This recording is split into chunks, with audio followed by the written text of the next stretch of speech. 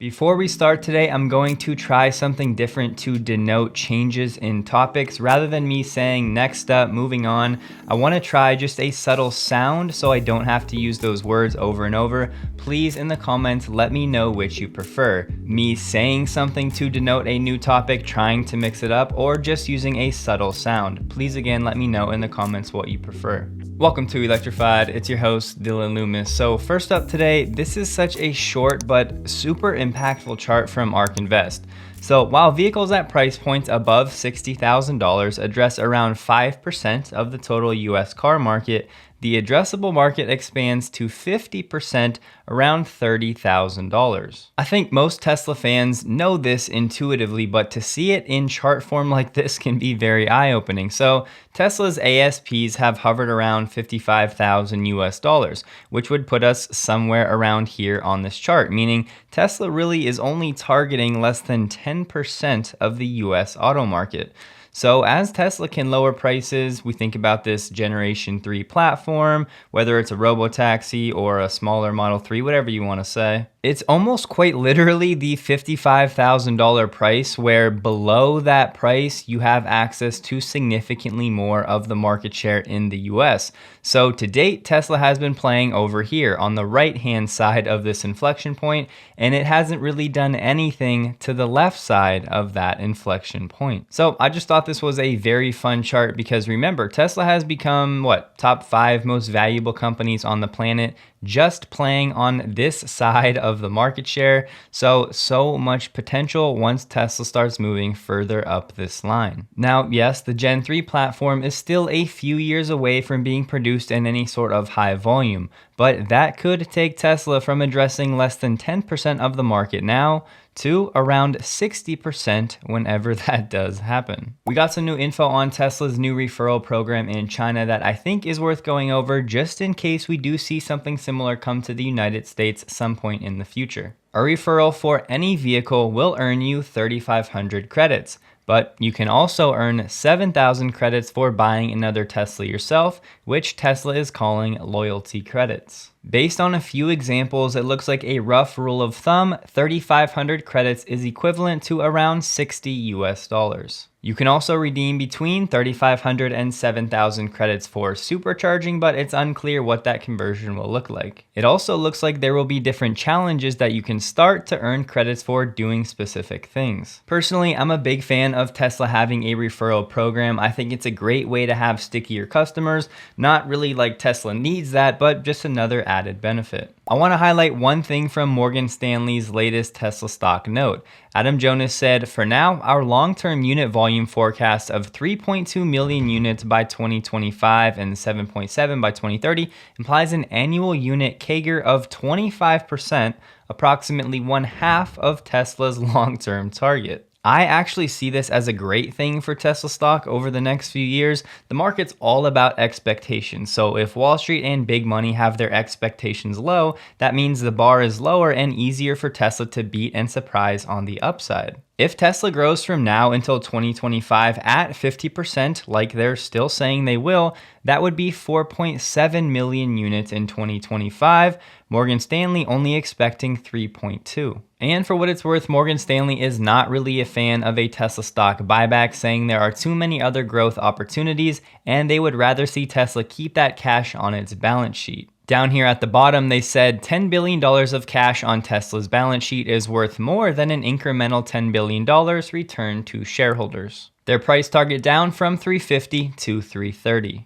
On LinkedIn, Tesla shared this new video of the Megapack factory in Lathrop, California. Now, in all of 2021, Tesla deployed around 4 gigawatt hours of battery energy storage. So far in 2022, that number is also at 4 gigawatt hours through the first 3 quarters of this year. This factory alone should eventually have the capacity for 40 gigawatt hours, a rough 10x from where Tesla has been producing energy storage. Remember 2 things. The semiconductor shortage is impacting Tesla Energy more than Tesla Auto. These shortages will not last forever. At least we hope. And 2, the last 2 profitable quarters for Tesla Energy had gross margins on the energy side around 10%. So as Tesla sees a rough 10x in capacity on the energy side, at least when it comes to battery energy storage, they will have better operating efficiency and the margins should increase with better economies of scale, maybe over the next 12 to 24 months. And if you want to talk about infinite demand for Tesla, I think it's more applicable to Tesla Energy than Tesla Auto. I mean, especially from a utility scale perspective, the demand seems endless. Real quick, I have something I need to confess. I was that guy that wore flip-flops or Crocs out 95% of the time. He's getting Crocs. And my wife hated it. The only shoes that Dylan brought were his Crocs. I mean, what can I say? I'm a big fan of comfort and simplicity, but everything changed when we found out about Vessi. This brand claimed to be 100% waterproof using Dymatex knit material that's supposed to keep you cool in the summer and warm in the winter. This sounded too good to be true, but I liked the styling and I got a pair, and watch this for yourself. I fully submerged these in water and I put a dry paper towel in the toe just to show you the inside does stay bone dry. Not only are these Vessis 100% waterproof, but they're actually super comfortable as well.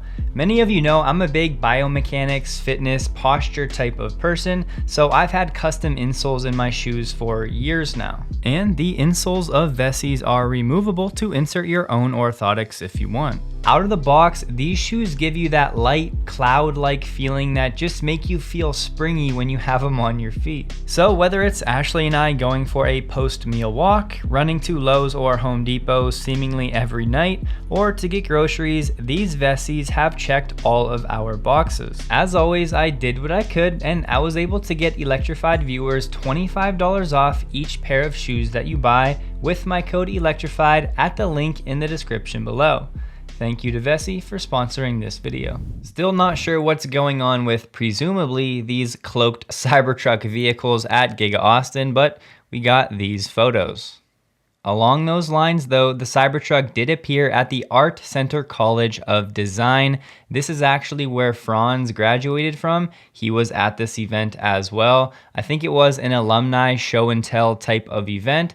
So we just got some new images of the Cybertruck, and the interior still looking a little rough and basic. Apparently, many auto designers come from this school, and if you look at this Tesla blog, you can see Franz is a graduate of the Art Center College of Design. And I'm sure everybody loves to see this. Idra has posted this picture on its LinkedIn with the caption, "Packed and ready to go, the 9,000-ton press for the Cybertruck." So if we take 6 months from today to ship and get it set up in Giga Austin, that would take us to the end of April 2023, maybe a few months for testing and production of Cybertruck, hopefully maybe Q2, Q3, or Q4 next year. This feature may have been around now for a little bit, but on Tesla's Supercharger map, if you go deselect everything, you can now select superchargers open to non-Tesla. As you can see over in Europe, many are active, none yet in the US, but as that rollout begins in the United States, most likely sometime next year, this will be a nice feature to have. The Tesla Semi has received its certificate of conformity from the EPA.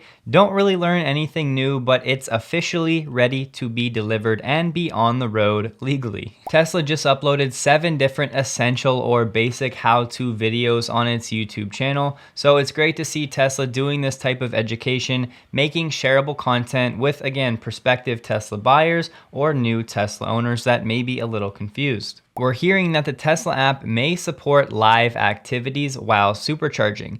iOS 16.1 just released the API for this live activity type update. So an iOS widget like this that would give you real-time supercharging information from the mobile app, again, like kind of on a lock screen. This is not yet official, but it was a design that somebody was working on to see if it would be useful. But just wanted to point out, if this is true and the Tesla app does support these live activities, that new API from the new iOS, we could see some cool features in the future. Unfortunately, Elon is still dealing with the repercussions of that funding secure tweet back in 2018, which is crazy, but today a judge is set to hear arguments for the case. It's been somewhat unclear how much Elon and Tesla could be on the hook for if they lose this, but the word on the street is it could be up to $1 billion. Here we have a few quick takeaways from GM's Q3 earnings. GM did beat on the bottom line with EPS ahead of expectations, but on the top line, it did have a slight miss similar to Tesla. 90% of its operating profit came from North America. GM has around 170,000 reservations for the Chevy Silverado, and it now plans to build a total of 400,000 EVs in North America through early 2024, 6 months later than originally planned. On Inflation Reduction Act eligibility, GM said it should be able to meet all requirements in 3 years to get the full $7,500. They said, "We think out of the gate, we're going to be eligible for the $3,750, and we will ramp to have full qualification in the next 2 to 3 years, getting to that $7,500. The CFO said they're not ignoring outside economic concerns, but they have not seen any direct impact on its products. One of GM's problems has been inventory. They had about 95,000 vehicles that they couldn't finish because of missing parts, but the CFO said substantially all of these vehicles will be completed and sold to dealers before the end of this year. And thank you to James for possibly the best summary you could ask for. GM basically did double the deliveries and revenue that Tesla did in Q3, but Tesla had higher net income margin, and the profit per delivery is about 3 times as good for Tesla compared to GM. Today, Hyundai is breaking ground on its new $5 billion EV plant in the States. Hyundai is expecting commercial production in the first half of 2025, and it should have annual capacity of 300,000 units. This factory is in Georgia, in Bryan County. RJ Scaringe at Rivian seems pretty fired up about this e-bike movement. In a recent interview, RJ said the e-bike space is something we're super excited about. Bikes or e-assist bikes are performing a lot of urban deliveries, and so as a product portfolio, we've thought a lot about that. I'm not sure what type of expertise Rivian can actually bring into this space, and we've seen e-bikes from other automakers, but most of them seem a little overpriced, maybe a touch gimmicky, so we'll see what Rivian has in mind.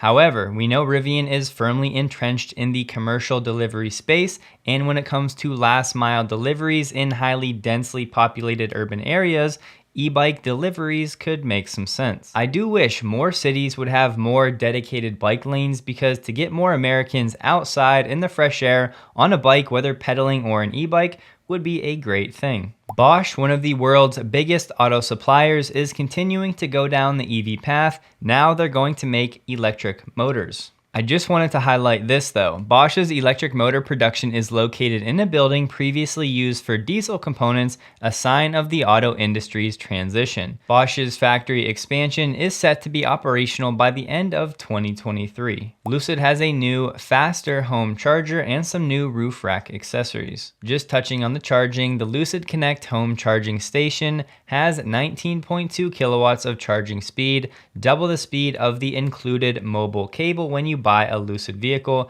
This can be wall mounted indoors or outside. It does have bi-directional power delivery and costs $1,200. They also have this cargo capsule for $2,000. I found a little bit of information on potential reservation numbers for the GMC Denali. To be clear, this is just for the launch version, the Edition 1, but the GMC brand boss said they will only be building less than 10,000. We get some new information on the 2023 Kia Niro. It does start at $40,000, but it does lose the $7,500 tax credit. Because yes, it's built outside of North America, but again, we may get some changes and more detail on the Inflation Reduction Act before the end of this year. This car has a one-size-fits-all battery pack and an EPA estimated range of 253 miles. The new Kia Niro EV is scheduled to reach US dealers sometime this month. This one will be sold in all 50 states, unlike the first generation Niro. Just to be clear, Indonesia is courting other suitors, not just Tesla, for business in the area. It looks like Ford, Vale, and Huayu Cobalt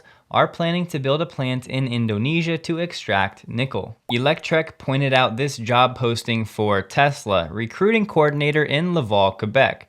But if you scroll down for the job role, what to expect, work closely with high volume recruiters in a fast-paced organization. This of course would lead us to believe Tesla is preparing for a pretty significant ramp up of hiring in Quebec. But just to be clear, it doesn't have to be a full-on gigafactory. Maybe it's just for batteries, anode, cathode. Maybe it's more for parts or the supply chain. Maybe it's material processing.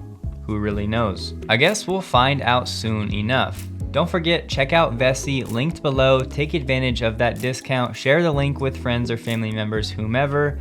Hope you guys have a wonderful day. Please like the video if you did, and a huge thank you to all of my Patreon supporters.